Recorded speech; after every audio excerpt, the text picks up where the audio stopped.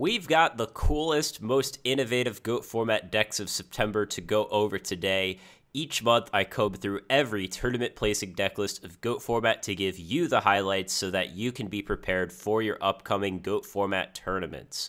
Welcome to GOAT Duels. I'm ACP, and our deck lists for this month are especially important because we are approaching the most important GOAT format event of the year. That, of course, is GOAT Format Worlds. Now let's get started with one of the most interesting decks here by none other than Mr. Christopher Provic. Always nice to see this player make a comeback every now and again and shake up the meta. This deck list here, I would just call this anti-meta, to be honest. Like, yes, it's Warriors.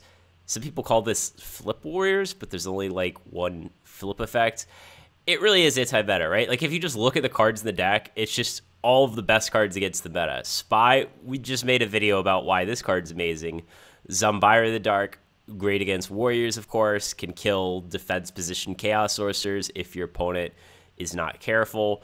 Mind Control, been a really great card against Chaos for a while. We've got 3 Saku's main deck to help fend off various Warriors. Not sure if you need 3, but, you know, why not? Spirit Reaper, also a card that's been more popular lately as sort of this, like, flexible monster. It can be card advantage, it can defend. You can set it to bait Mind Control, perhaps. And you'll notice we only have 4 different Warriors here. Zombira, Blade Knight, Warrior Lady, Exiled. So to me, it's like, yeah, it's kind of Warriors, but it's not like Warrior Toolbox where we got all these different Warriors to choose from. We have no Ninja Grandmaster, no Mystic Level 2, no Don's Lug. I don't know. Personally, I think you could try to fit a Ninja Grandmaster somewhere in here. I like it just because, again, it's like it kills Gravekeeper Spy, it kills defense position sorcerers, it can kill other people's Spirit Reapers. What I like about this deck, to be honest, is like it is an aggressive deck.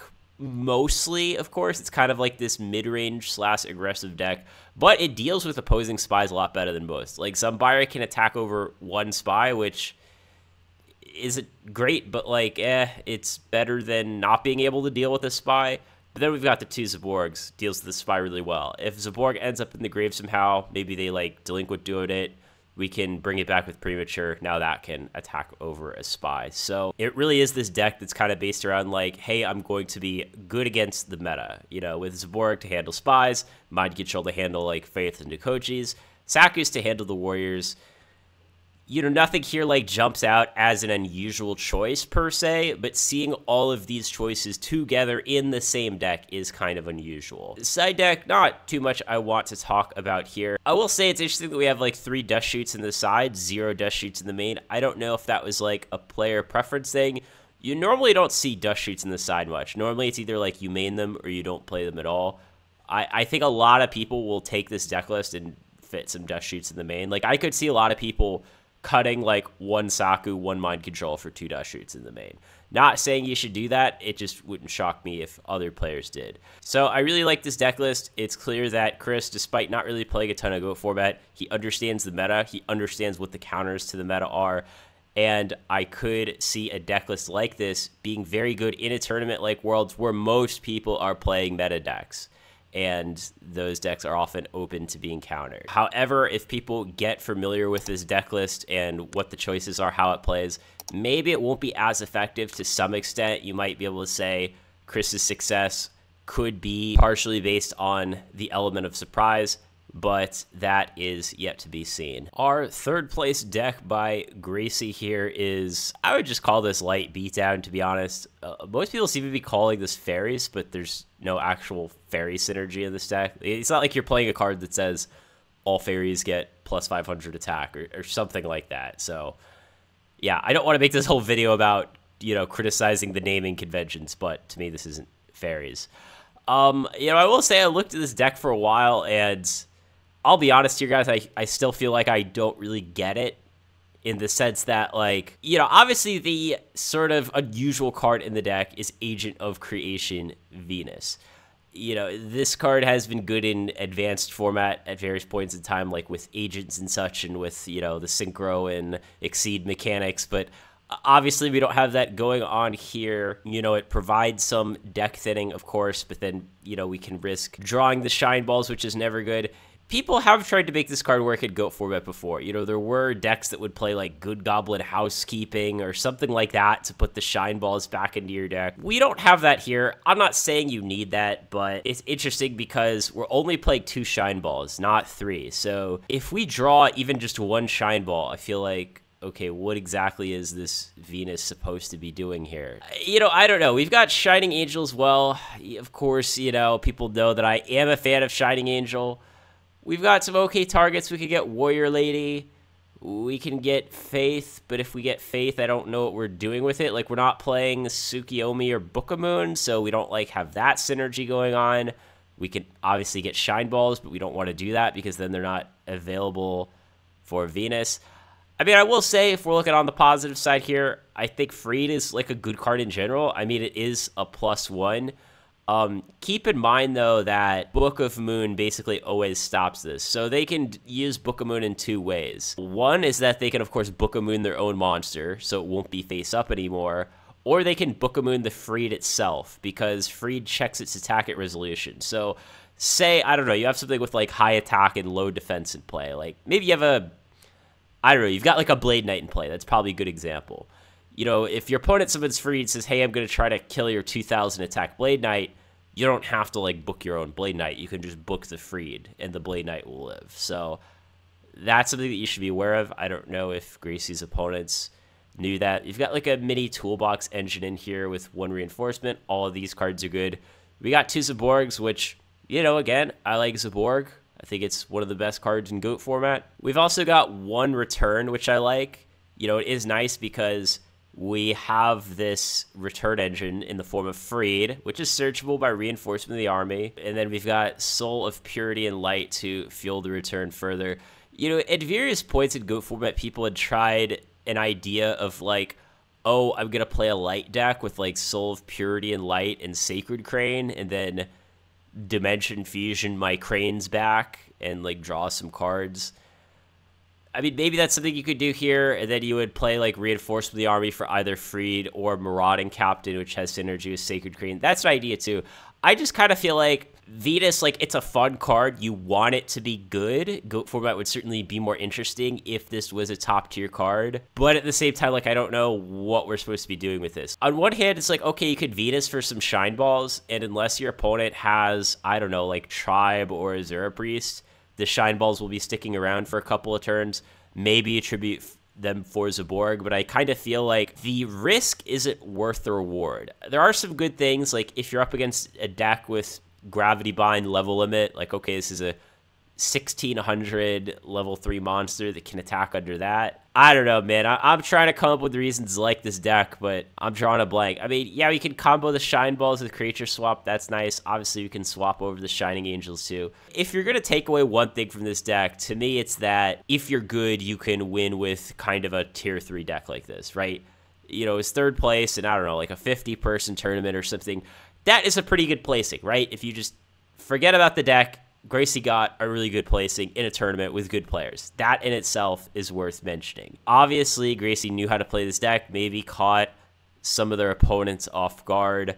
So yeah, who knows? Maybe give Venus a try, and if you think there's something that I'm missing here, you know, let me know in the comments. 2nd place from the same tournament is a pretty rage-inducing Chaos Turbo deck from Fancy Diesel. And we are pretty much talking about this deck for one reason and one reason only. That is 3 Dust Shoot, 2 Mind Crush. Pretty much everything else in this deck is pretty standard, right? The monster lineup is exactly what you'd expect to see. We've got 19 monsters with 1 Night Assailant. I think that's probably the most popular monster lineup now.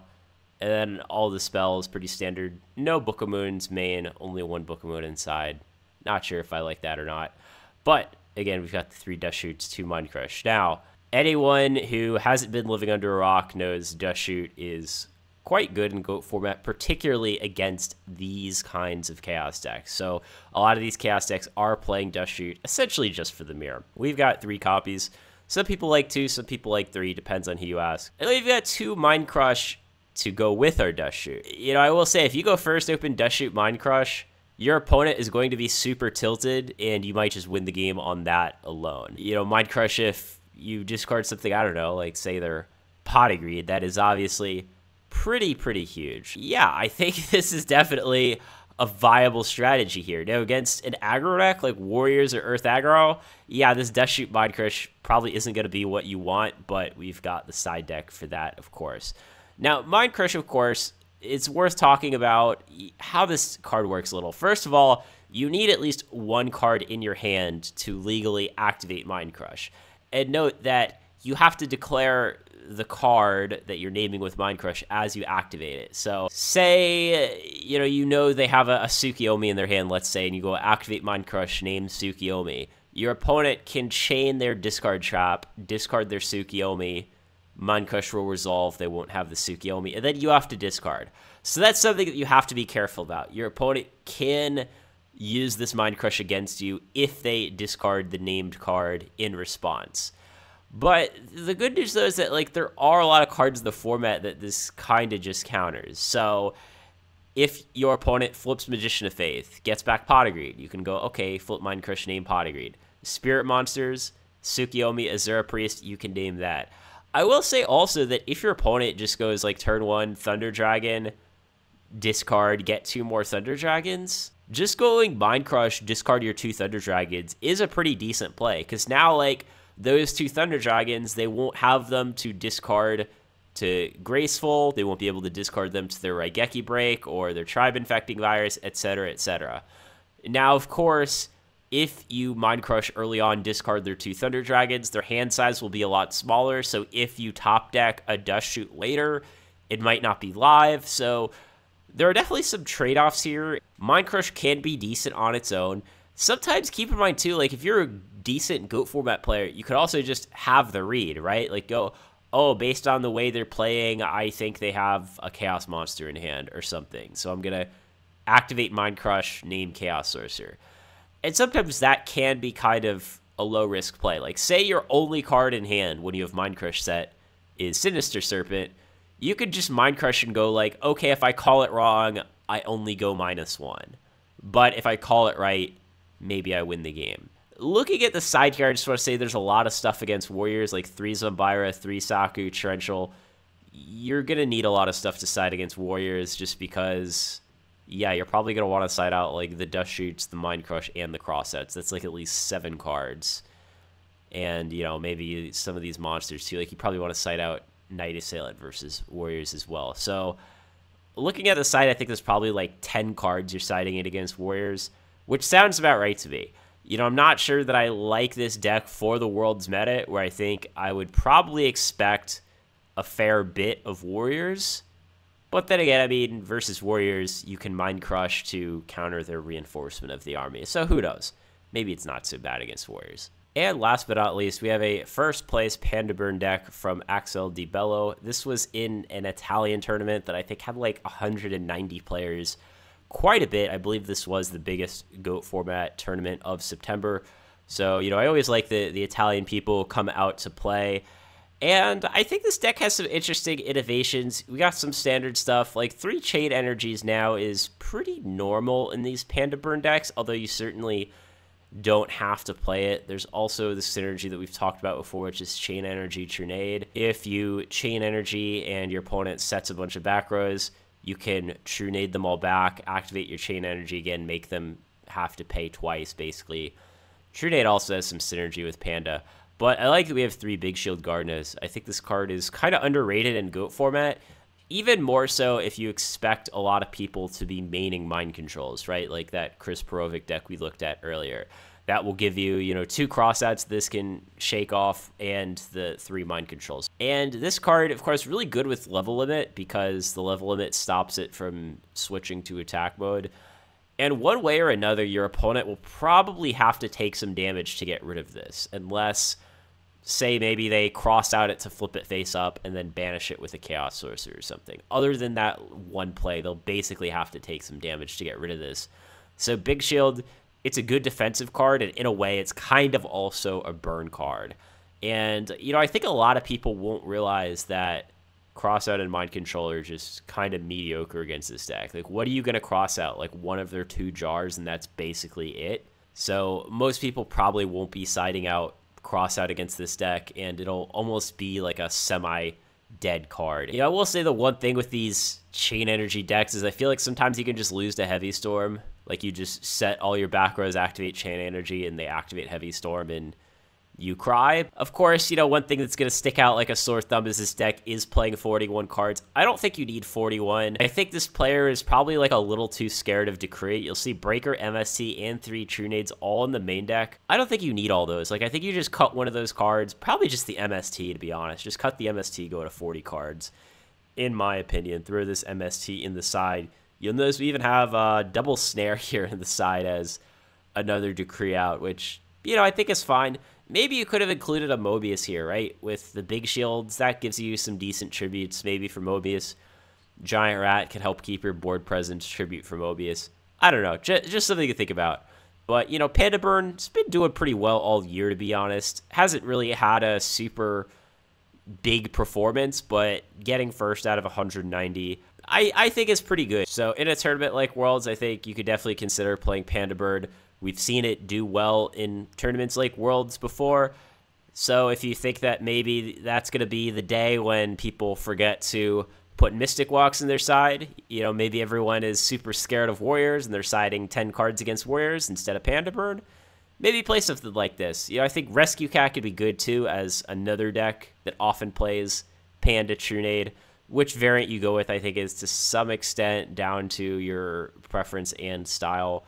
I think it has a good shot at doing well. Thanks for watching, guys. We've definitely got a pretty exciting month coming up, and if you want to learn even more about the meta going into GOAT Format Worlds, then please watch this video here discussing the most dominant monster in GOAT format right now.